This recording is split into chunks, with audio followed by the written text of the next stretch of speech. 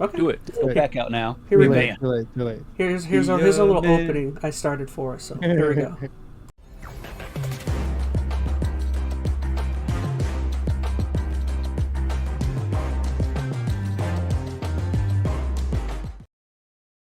Are you serious?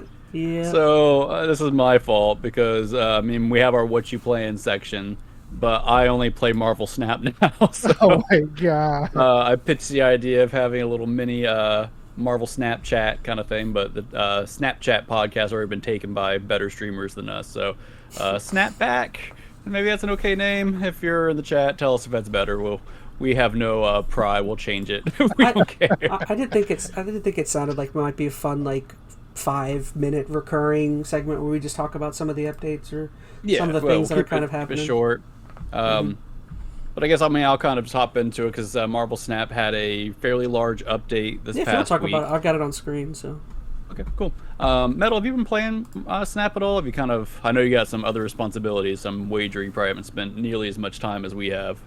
What's funny about it is that I had the thought of playing the other day, and I didn't. But I really should be playing a little bit more. I said you got a responsibility that I think is a higher priority, but either way. There's no higher priority than Marvel Snap right now. For a while, that's been true for me. All right, so for those who have been playing and keeping up with the game, there have been some pretty big card updates. Shuri in particular and Leech have been two cards that people have been fairly up in arms about. Shuri is just a very high-powered play, has been pretty hard to stop in a lot of decks, so it kind of became a all-encompassing meta card that I think people were just getting tired of seeing. And then Leech was just no fun. Everybody hated Leech because it ruined all the cool stuff you can do. I never run Leech. Yeah, I mean, he's not, I think, a bad card to have, but when he pops up on you, it just really drains you of any kind of enjoyment you were having for your plans. But either way, those are the two big updates. I'll just quickly kind of outline what they changed, and then we can chat about it. Good. For Shuri, they actually didn't do much. Shuri still will double the power of the next card you play, which, I mean, that's big. The catch is that the card you play has to be in the same lane. So it used to be that you could throw Shuri anywhere on the board, and then the next card you play, no matter where it's at, would just be double powered. So it'd be a little harder to anticipate. There were some ways to kind of block it from being interrupted. But keeping it in the same lane limits it a little bit. I don't think too much, but it does give it some extra thought in how you actually play the card, which is probably good. And then Leech, its big difference... well, actually, it's two differences. For one, it will now only apply on turn 6. So if you drop him, which he's supposed to be a turn 5 card, he will only affect you on turn 6. The big issue with Leech was you could drop, like, turn 4. If you had him in the right type of deck, you kind of ramp into him. Makes like Leech, so that makes Leech basically unusable unless you have the primary, right? If you go first. No, because, I mean, it would happen on turn 5. You have to drop him on turn 5. Oh, so going into turn 6, regardless...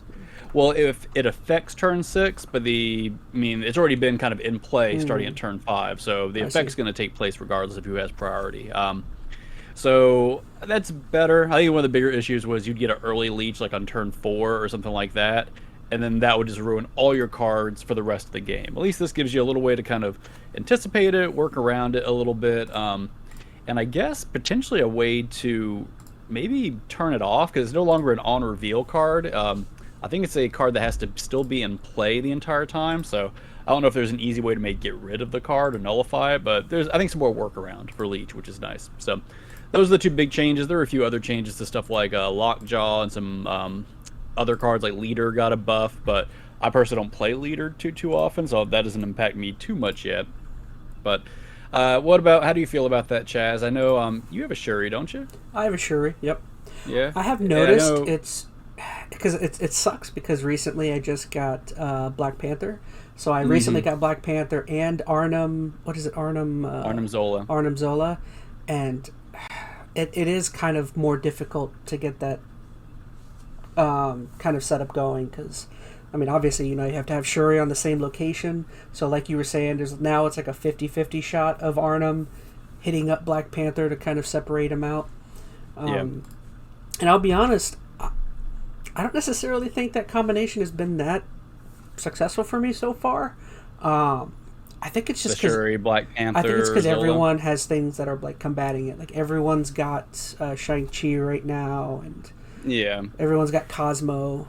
It's just... Here's for that. I mean, I agree with that. Like, if you're using Shuri as your primary way to buff up Black Panther, that doesn't play well with Zola, especially with this change now, right? Because you have to put Black Panther in the same lane as Shuri, and the way Zola works is it picks one of those cards to duplicate, so now there's no guarantee it's even going to land on Black Panther. You're right, it can be Shang-Chi'd. I think what doesn't affect this for me as much, because I've kind of leaned off using Shuri as much as I used to. I used to use Shuri all the time with She-Hulk and Taskmaster, but I really kind of fell back on the Wong Black Panther combo. It's kind of like an old school one, but honestly, Wong will do the same thing as Shuri does. If you drop Wong on the deck and then drop Black Panther on top of it, it doubles Black Panther's power because it repeats his ability. Then if you do Honor Zola on that, you're guaranteed to hit Panther if those are the only cards you have there. So I think that's kind of a better combo if you have Wong. I've been seeing everybody running. What I get destroyed by, because I'm in like I think I'm in the upper 40s, so I'm like almost at 50, but I can't get over that hump. And everybody is running with the Odin. They have, what do they have? Odin. They have Wong, White Tiger, Ironheart. Yeah, man. And people rack up the points. They get into like the 20s, 30s easily. Of course, all you got to do, drop a Cosmo. Yeah, keep Cosmo in your hand, drop it on. Like, I'll tell you, I'm not a big tech card user. I really should be, because I know that's really the only way to kind of, I think, make progress after a certain point. But I want to play the cards that, you know, are more fun and do something fun on my side. I hate wasting a turn essentially to block somebody else. I know it's crucial, but yeah, if you play a Cosmo on them, you'll ruin any kind of plans they had with Wong and Odin, etc. But I don't know. I mean, we don't have to go too much deeper in that. I just kind of wanted to mention the updates, if you had any thoughts on it. I personally have not got to play as much as I would have liked this season. As I said, busy time, so I've been kind of dabbling with it. I've made like no progress. I got reset like at the start of the season to 70, because that's where you jump after you come back from Infinite. I'm still like low 70s. I barely made any progress. Part of it, it's a hard fight in the 70s. Like, I'll go up a couple levels, I go down a couple levels, up, down. So yeah, I mean, I don't have much to add. I've been fairly casual with it. Don't get me wrong, I try and win and build the best deck I can, but I would say again, I've been in the upper 40s, and it's a grind, man. Like, I'm losing probably more rounds than I win at this point. And yeah, it's mainly those deck types. It's just people running. Everyone's got Wong, Odin, like you were saying, White Tiger, and they slam all them together, and it just. I would say then, if that's what you're hitting the majority of, bring a Cosmo along. But then you just have to have a good backup. You don't have a Patriot, do you? Still don't have a Patriot, no. Yeah, Patriot's a really good, solid, just consistent deck, but if you don't have it, I guess it's not going to help you too much. I need a Wong, man.